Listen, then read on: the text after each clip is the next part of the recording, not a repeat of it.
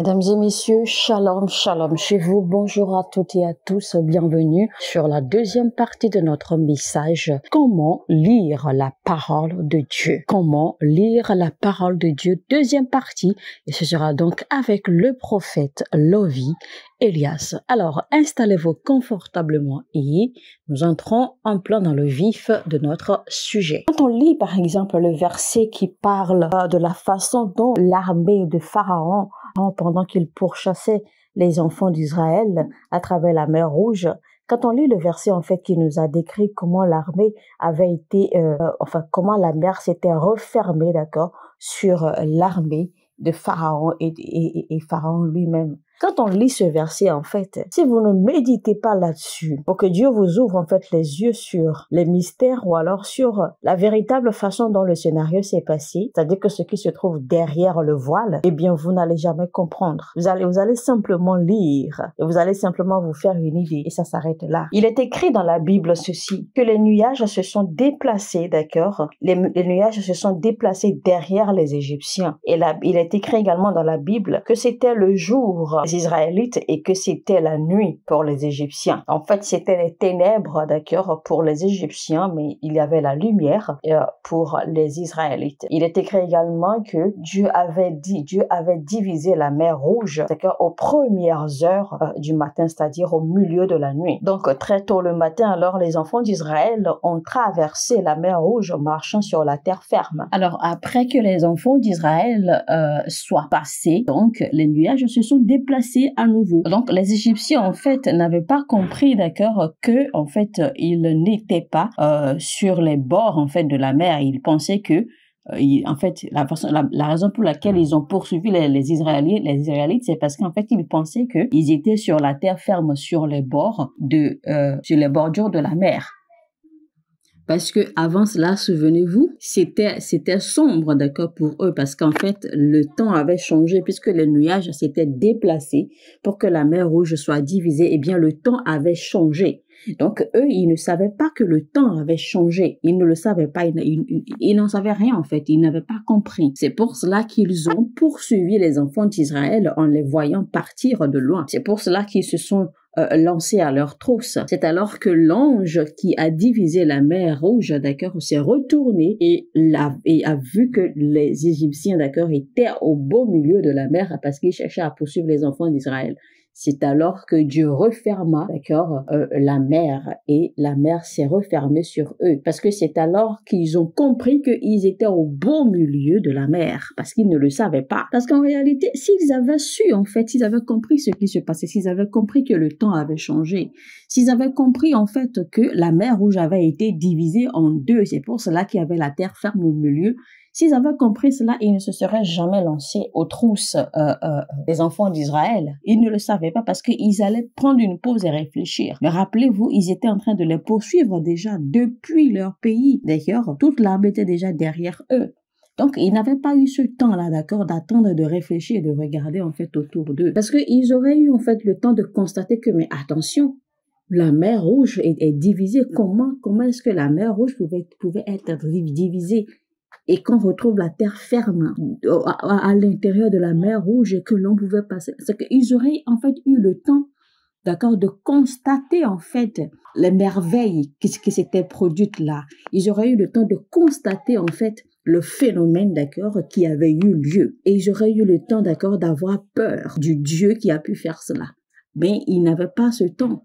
Donc, ils ne pensaient pas, ils n'observaient pas, ils ne savaient rien. Dans leur tête, ils ne poursuivaient que les enfants d'Israël, c'était tout. Donc, c'est quand ils se sont retrouvés maintenant au beau milieu de la mer et que le temps a à nouveau changé, que le temps a repris, d'accord, sa forme normale ou sa nature normale, c'est alors qu'ils ont réalisé qu'ils étaient au beau milieu de la mer. Mais vous voyez, malheureusement, quand vous regardez alors les films, d'accord, le film des 10 commandements, par exemple, avec Moïse et tout, quand vous regardez ce film, par exemple, eh bien, vous voyez dans le film que les soldats, en fait, avaient bien vu, qu'ils avaient constaté que les eaux de la mer étaient partagées et qu'elles se tenaient debout comme un mur, qu'ils avaient regardé ça, ils avaient vu ça, mais qui se sont entêtés et ils ont couru après les enfants d'Israël. Mais non, ce n'était pas ça, c'est faux.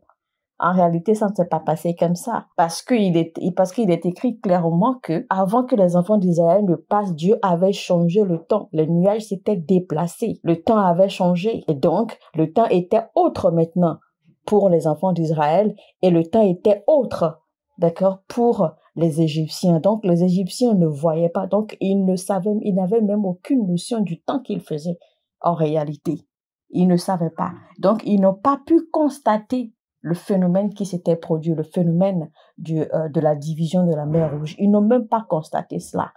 C'est quand ils étaient au milieu, d'accord, des eaux et que le temps maintenant a repris sa nature, sa position normale. C'est là qu'ils ont réalisé qu'ils étaient en réalité piégés, d'accord, au beau milieu de la mer. Et là, ils ne pouvaient plus faire recul parce que c'était déjà trop tard. C'est alors que la mer se referma sur eux. Lisons Exode 14, verset 19, par exemple. Vous allez voir en fait l'histoire. L'ange de Dieu qui allait devant le camp d'Israël partit et alla derrière eux. Et la colonne de nuée qui les précédait partit et se tint derrière eux. Vous voyez alors que Dieu en fait avait changé le temps. Dieu a renversé le temps. Donc la colonne de nuée était censée en fait précéder les enfants d'Israël et ça montrait le jour. Mais cette fois-ci, pour qu'en fait le phénomène se produise, alors la colonne de nuée s'est déplacée et elle s'est mise maintenant derrière eux, comme si c'était la nuit. Alors je continue. Elle se plaça entre le camp des Égyptiens et le camp d'Israël. Cette nuée était ténébreuse d'un côté et de l'autre, elle éclairait la nuit. Et les deux camps n'approchèrent point l'un de l'autre pendant toute la nuit. Vous voyez un peu? Donc, en fait, Dieu a fait ça exprès, en fait, pour retarder les Égyptiens. Parce que si c'était la nuit, les Égyptiens savaient que bien, ils n'allaient pas, en fait, ils penseraient, en fait, qu'ils ont, d'accord, une longueur d'avance. Alors que la colonne de nuée qui s'est renversée, qui s'est déplacée, alors a tourné, d'accord, le côté noir, le côté ténèbres, le côté nuit, d'accord, vers les Égyptiens et a tourné alors le côté jour vers les enfants d'Israël, puisqu'en réalité, il faisait jour. Mais il a fallu que Dieu change cela pour que les Égyptiens pensent que c'était toujours la nuit, pendant que les enfants d'Israël continuaient, d'accord, évoluaient dans leur course. Et la Bible dit clairement que les deux camps ne se sont pas approchés l'un de l'autre pendant toute la nuit. Vous voyez un peu cela? Donc, il y avait déjà une longue distance entre les deux. Pourquoi? Parce que Dieu a changé le temps, a rendu et une partie était le jour et l'autre partie était la nuit, en fait, aux yeux des Égyptiens. Alors, Moïse étendit sa main sur la mer et l'Éternel refoula la mer par un vent d'Orient qui souffla avec impétuosité toute la nuit et mit la mer à sec et les eaux se fondirent. Vous voyez donc alors, en fait, que le phénomène s'est produit la nuit. Et donc, puisque c'était ténébreux, d'accord, vers le côté des Égyptiens, les Égyptiens n'ont pas pu constater ce mouvement-là. Ils n'ont pas pu constater ce phénomène-là. Et donc, il est écrit clairement que toute la nuit, en fait, le phénomène a eu lieu parce qu'il a fallu toute la nuit pour que le vent souffle de l'Orient pour, en fait, réussir à départager la mer, à diviser la mer de deux côtés. Donc, ce phénomène s'est produit, d'accord, au milieu de la nuit. Les enfants d'Israël entrèrent au milieu de la mer à sec. Et les eaux formaient comme une muraille à leur droite et à leur gauche. Les Égyptiens les poursuivirent et tous les chevaux de Pharaon, ses chars et ses cavaliers entrèrent après eux au milieu de la mer. À la veille du matin, l'Éternel, de la colonne de feu et de nuée, regarda le camp des Égyptiens et mit en désordre le camp des Égyptiens. Il ôta les roues de leurs chars et en rendit la marche difficile. Les Égyptiens dirent alors: fuyons devant Israël, car l'Éternel combat pour lui contre les Égyptiens. L'Éternel dit alors à Moïse: étends ta main sur la mer, et les eaux reviendront sur les Égyptiens, sur leurs chars et sur leurs cavaliers. Moïse étendit sa main sur la mer, et vers le matin, la mer reprit son impétuosité et les Égyptiens s'enfuirent à son approche. Mais l'Éternel précipita les Égyptiens au milieu de la mer. Les eaux revinrent et couvrirent les chars, les cavaliers et toute l'armée de Pharaon qui était entrée dans la mer après les enfants d'Israël, et il n'en s'échappa pas un seul. Vous voyez alors comment est-ce que le phénomène s'est produit? Parce que les Égyptiens, en fait, ne voyaient pas parce qu'ils pensaient qu'ils étaient dans la nuit. Parce que s'ils étaient au jour, ils allaient voir, ils allaient sentir, ils allaient voir le phénomène qui se produisait. Donc, ils n'avaient même pas su que l'Éternel Dieu, d'accord, en fait, avait divisé la mer Rouge en deux.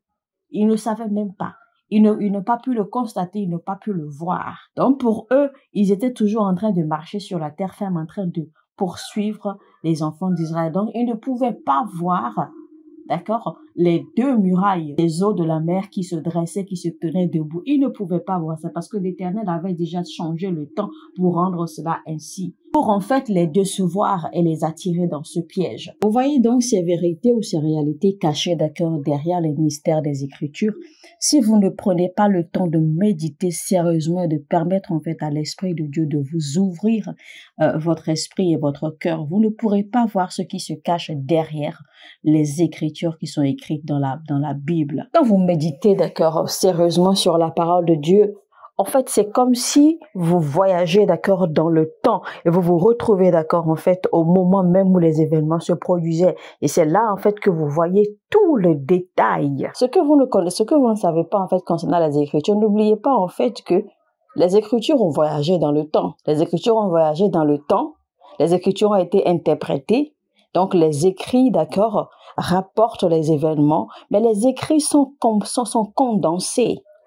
Les écrits sont résumés pour relater les faits. Donc, il y a beaucoup de détails, d'accord, en fait, qui ne sont pas relatés, d'accord, dans les écritures bibliques. Il y a beaucoup de détails qui sont soit volontairement omis ou encore moins omis, d'accord, par l'Esprit de Dieu, pour en fait amener les enfants de Dieu à chercher. Il y a beaucoup de détails en fait qui sont cachés, beaucoup de détails qui ne sont pas dans les écritures bibliques, mais que ces détails en fait, ces secrets, seul Dieu vous ouvrira, d'accord, les yeux, d'accord, à ces secrets, mais seulement par l'instrument de la méditation, de la recherche. Vous savez, si vous apprenez, d'accord, comment méditer véritablement, je vous assure que vous allez jouir énormément de la parole de Dieu. Parce que quand vous lisez la parole de Dieu, ce sera comme si vous êtes en train de regarder un film. Parce que vous verrez tous les détails, en fait, qui sont écrits. La méditation de la parole de Dieu, c'est le portail même de la révélation. C'est à travers la méditation que la révélation s'ouvre. Vous savez, quand vous méditez sur la parole de Dieu, en fait, Dieu vous fait marcher avec lui. Dieu vous fait visiter, d'accord, parce qu'il vous fait en fait vivre les moments comme si c'était dans le présent. Et quand vous méditez la parole de Dieu, eh bien Dieu vous ouvre les yeux sur les détails, sur les vérités, sur les réalités des mystères qui sont cachés derrière. Et donc cela cultive et développe votre perspective. Partant de là, vous commencez en fait à voir la parole de Dieu et à voir les choses, d'accord, avec une autre approche. La méditation sérieuse fait que les Écritures deviennent vivantes, les Écritures prennent vie, d'accord, en vous. Et quand vous voulez en parler, eh bien, cela devient une expérience personnelle que vous racontez et vous ne parlez plus seulement des écrits, d'accord, sur papier, mais vous parlez de quelque chose comme si vous étiez là et que vous avez vu. Voici, je vais vous donner un secret, d'accord, pour vous permettre de vous ouvrir aux Écritures avant de commencer à lire la Bible. Il ne faut pas simplement lancer une prière en l'air comme ça de façon nonchalante et commencer, d'accord, à lire la parole de Dieu. Non. Il faut prendre votre temps et prier profondément afin que vous puissiez vous accorder avec l'Esprit de Dieu avant de commencer à lire la parole de Dieu. Demandez sérieusement que le Saint-Esprit vous aide à ce que vous restiez en éveil et que vous restiez focus pendant que vous lisez. Demandez à ce que Dieu vous aide. Demandez à ce que Dieu vous aide à comprendre pendant que vous lisez, qu'il vous assiste, qu'il ouvre votre compréhension, qu'il ouvre votre esprit et votre cœur à recevoir, qu'il vous aide, d'accord, lors de la lecture, à ce que vous puissiez garder ce que vous avez compris et que vous puissiez avoir la force et la grâce de méditer là-dessus, de sorte à ce que vous puissiez le voir lui et que vous puissiez l'entendre à travers sa parole. Je vous assure que si vous réussissez, d'accord, à faire cette prière, vous allez approcher la Bible de façon spirituelle. Vous allez approcher la parole de Dieu de façon différente, complètement différente de ce que vous avez l'habitude de faire. Parce qu'en fait, il faille approcher la Bible de façon spirituelle pour que vous puissiez, d'accord, vous y attacher, d'accord, et la parcourir. Au lieu de l'approcher comme un simple livre rempli d'écrits qu'il faut lire. C'est pour cela que quand les apôtres et même Stephen, qui n'avait même pas fréquenté, d'accord, c'est pour cela que quand ils parlaient, quand ils discutaient de la parole de Dieu ou quand ils enseignaient la parole de Dieu, eh bien, les pharisiens, d'accord, étaient étonnés de voir la profondeur avec laquelle les révélations, d'accord, qu'ils sortaient, d'accord, de la parole de Dieu. Et donc, ils étaient étonnés parce qu'ils se posaient la question, mais eux, ils ont étudié, c'est eux qui ont étudié les lois, les écritures et tout. Mais comment se fait-il que ces gars sont si profonds, plus que eux, d'accord, qui ont étudié, alors que eux, ils n'ont pas étudié? C'est simplement parce que les apôtres, d'accord, méditaient beaucoup sur la parole de Dieu. Et si vous lisez à travers les Écritures, vous allez vous rendre compte que Stephen n'était même pas éduqué. Mais le peu qu'il avait reçu de Pierre, d'accord, en fait, il a gardé gravé dans son cœur et il a commencé à méditer là-dessus. Et en méditant sur tout ce qu'il recevait, toutes les paroles qu'il recevait, d'accord, tous les enseignements qu'il recevait de Pierre, eh bien, en fait, la méditation l'a ouvert, d'accord, en fait, aux réalités cachées derrière ce qu'il recevait, d'accord, aux vérités, aux mystères cachés derrière ce qu'il recevait. C'est alors que Stephen pouvait, d'accord, comprendre la profondeur de la parole de Dieu et même l'enseigner à son tour, parce que c'était devenu une expérience personnelle pour lui, quand bien même il n'était pas éduqué pour lire. Alors, Stephen, en fait, c'est Étienne, c'est l'apôtre Étienne, d'accord, c'est l'un des apôtres de Jésus-Christ, c'est l'un des disciples de Jésus-Christ. Donc, c'était en fait Étienne. Donc, quand même Étienne avait été attrapé pour être lapidé, pour être tué, eh bien, il commençait encore à parler de la parole de Dieu. Tellement il parlait de Dieu qu'à un moment, d'accord, son visage était transfiguré. Son visage était tellement illuminé. Son visage avait changé. Mais pourquoi son visage avait été transfiguré à ce moment-là? Parce qu'en fait, il a expérimenté, d'accord? Alors, il a vécu la même expérience ou de dimension spirituelle que Moïse. Donc, la méditation peut vous faire également entrer, d'accord, dans cette dimension de transfiguration. Vous ne paraissez plus pareil, vous paraissez différent, vous paraissez illuminé. Et c'est donc ce que le Seigneur veut de nous. C'est ce que le Seigneur attend des enfants de Dieu. Le Seigneur veut que nous soyons profonds. Alors, tellement Étienne parlait de Dieu que sa face, son visage se mit à briller. Et si son visage s'est mis à briller de cette façon, c'est parce que il a vu Dieu. Il a rencontré Dieu. Vous savez, quand vous parlez des Écritures bibliques, quand vous parlez de la parole de Dieu, parce que vous l'avez tellement comprise, vous en avez vu tous les aspects, eh bien, vous vivez, vous ressentez comme de la vie, d'accord, qui se dégage de vous. De la même façon, quand vous parlez d'un sujet dont vous êtes tellement passionné que quand vous en parlez, vous sentez que vous êtes vivant, vous sentez que vous vivez, vous dégagez de l'énergie, vous dégagez de la puissance, vous dégagez de la vie. Il est bon, d'accord, de prendre l'engagement, par exemple, de dire que oui, dans les 3 mois à venir, eh bien, je lirai la Bible et je vais lire un chapitre chaque jour jusqu'à ce que je finisse de lire la Bible. Eh bien, c'est une bonne chose, c'est pas mal en soi. Ben, je vais vous dire que c'est stupide parce que la Bible n'a pas été faite pour être lue de cette façon. Il est bon de lire la Bible et de la finir, mais quelle en est l'importance alors? Quel est l'avantage alors de dire que vous avez fini de lire la Bible et que vous n'avez retenu aucune révélation? Vous n'avez rien reçu comme message, vous n'avez rien eu comme compréhension. Vous n'avez rien saisi, ça n'a pas de sens. Quelle est donc la recette, d'accord, pour lire de façon appropriée la parole de Dieu? Quelles sont les choses que nous manquons alors dans cette réalité dont je suis en train de parler? Il est écrit dans la parole de Dieu que Dieu dit « Je suis le même hier, aujourd'hui et éternellement ». Si Dieu est vraiment le même hier, aujourd'hui et éternellement, comment se fait-il alors que je n'expérimente pas cela? Ou alors, comment est-ce que je vais comprendre, d'accord, et saisir ce mystère du fait que Dieu soit vraiment le même hier et aujourd'hui et à jamais? Comment pourrais-je avoir l'ouverture, d'accord, pour en fait comprendre cela, pour avoir cette révélation et pouvoir, d'accord, la vivre de façon appropriée? Sinon, comment se fait-il alors que chaque fois que je lis la Bible, eh bien, tous les événements, en fait, qui sont déjà produits, en fait, se sont produits au passé.